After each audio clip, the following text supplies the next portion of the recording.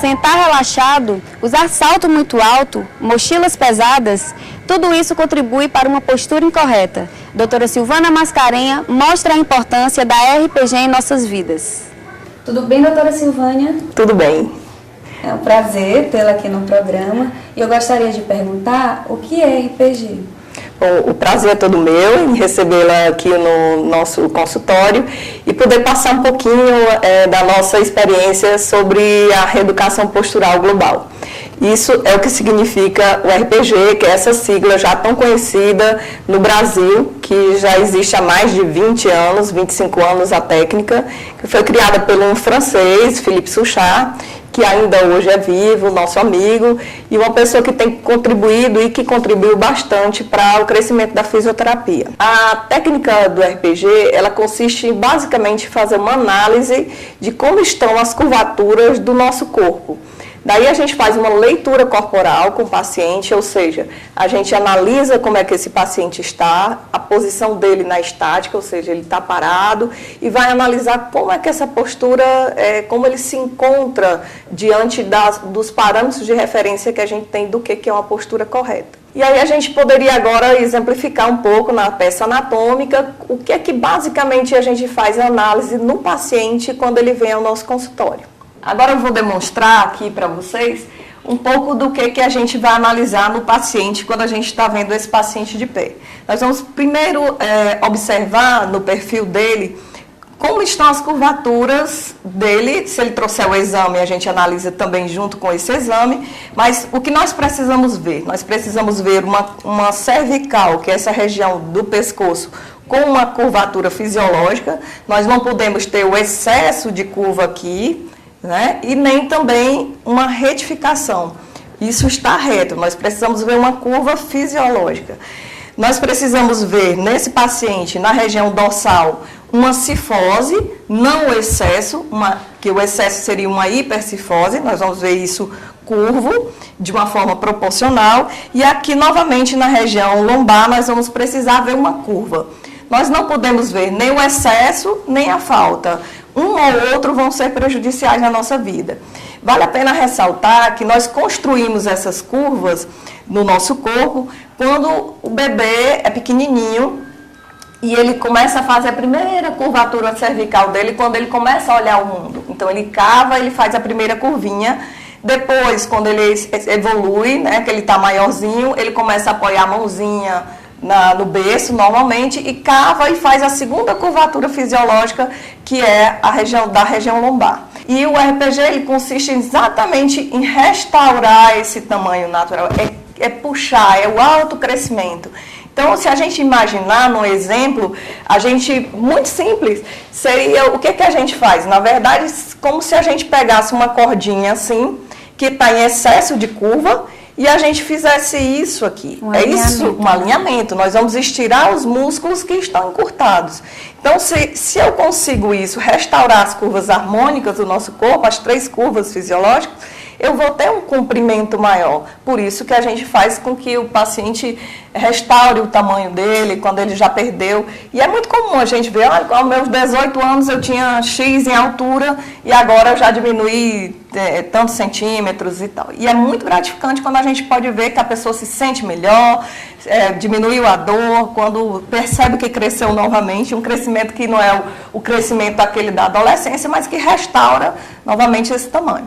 A doutora Silvânia agora vai demonstrar uma forma simples de avaliar.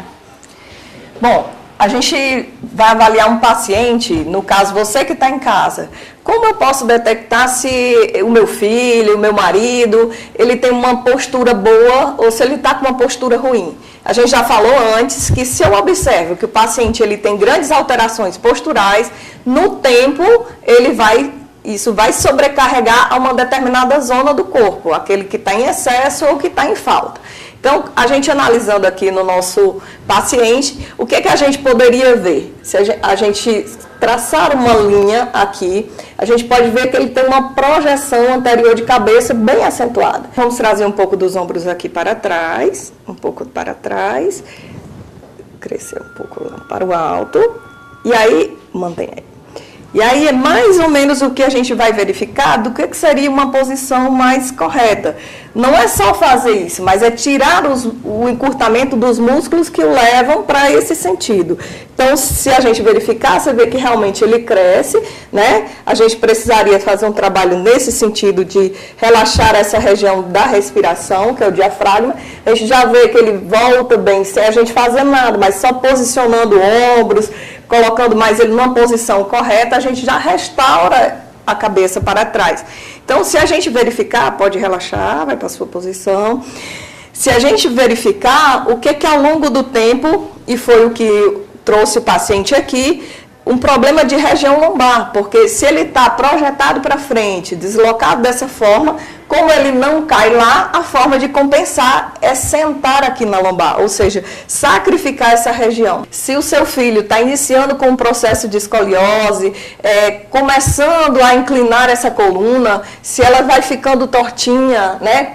Então, o que ela deveria observar primeiro? Para ver se o seu filho está de forma simétrica, ou seja, os dois lados nesse nível estão iguais, ou se ele está adotando uma posição dessa forma, onde a gente possa perceber que isso aqui está bem mais cavado do que o outro lado, ou seja, como se tivesse mais cintura de um lado do que do outro, que é isso que os pacientes relatam. E a gente vai ver muitas vezes, além dessa inclinação, uma compensação, às vezes, da cabeça. Então, a gente observando que o paciente faz 3 curvaturas, uma no nível da lombar, outra na dorsal e, novamente, na região cervical. Então, são alterações que a gente pode verificar de forma clara. O nível dos ombros, se um está mais alto, está mais baixo, o nível dessa cavinha aqui, se está igual ou se está diferente, são as principais alterações. A outra coisa é pedir para a criança dobrar, dobra, e vai verificar isso. Quem vai estar qualificado a fazer isso de forma perfeita é o médico, é um fisioterapeuta que trabalha nessa área da ortopedia. Mas de forma, eu estou desconfiada, faz um exame rápido, já que ele está em fase de crescimento, e isso acontece de uma forma muito rápida. Então, antes às vezes de conseguir a consulta e tal, posso verificar os sinais claros de que isso está começando a acontecer. É verificar se um lado está mais alto do que o outro, que é aquela gibosidade que a gente vai ver, quando a coluna começa a rodar, que é o sinal que já realmente a escoliose já está instalada. Então, a gente verifica, no caso de um lado e do outro, se tem um lado mais encurtado, um lado que esteja mais rodado, ou seja, a mãe iria ver o seu filho dessa forma, com um lado mais alto, que a gente chama de gibosidade. Isso é uma coisa muito simples que eu estou falando. Na verdade, quem tem competência para fazer isso é um profissional da área médica, que vai poder avaliar. Mas se a mãe percebe aquele estirão muito rápido do garoto, da menina, antes da primeira regra, principalmente, antes da menarca, é extremamente importante que procure, se perceber alguma alteração, o profissional, porque é um tempo muito bom de se tratar. Nós vamos exemplificar no caso dele aqui, que já tem uma alteração considerável de cabeça para frente. Imaginando que ele está em casa, no repouso, deitado na cama, vai ver televisão. É uma prática muito comum. A gente vê o paciente colocar 2, 3 travesseiros atrás da cabeça. Então, imagine alguém que já está projetado para frente. Vamos simular que a gente está colocando 2 travesseiros aqui atrás da cabeça. Então, nós vamos estar contribuindo para horas e horas de ver um filme, de ver uma novela, enfim, da cabeça projetada para frente. Quando esse paciente levantar, ele vai estar fatalmente com essa musculatura anterior bem mais encurtada do que a região posterior.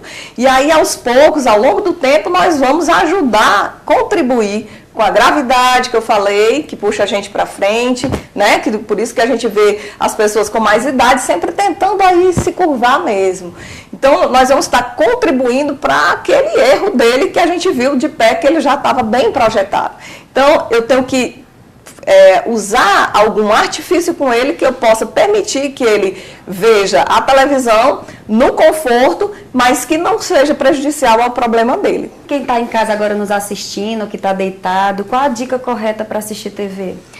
Bom, a primeira coisa que a gente teria que ver é o nível onde está essa TV para o olhar. né? Então, assim, evitar as TVs, se vai querer ver deitado, as TVs que estão no mesmo nível praticamente da cama, porque aí vai forçar realmente a elevar a cabeça, aí o paciente vai procurar realmente elevar com 2, 3 travesseiros, enfim.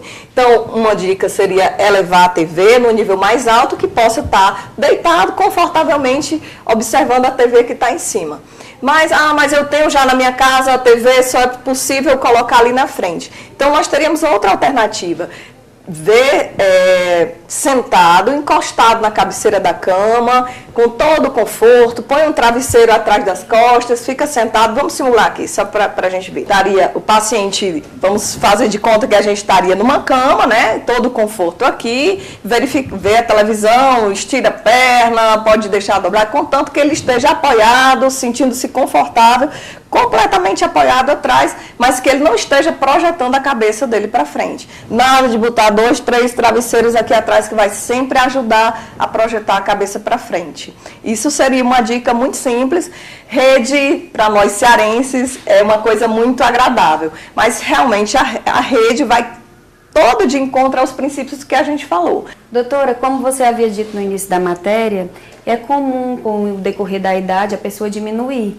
E você sempre, não sei se você escuta muito aqui no consultório, quando a pessoa vai dormir, dorme de um tamanho, quando acorda, está com 2, 3 centímetros maior. Você poderia explicar esse fenômeno? Bom, isso é uma coisa muito simples. No período da noite, a gente começa com o nosso período de hidratação dos discos vertebrais, né? Que são os discos que estão entre uma vértebra e outra. Então, ele é um componente hidráulico. À noite, começa novamente esse componente hidráulico a ser abastecido, digamos assim, dessa água.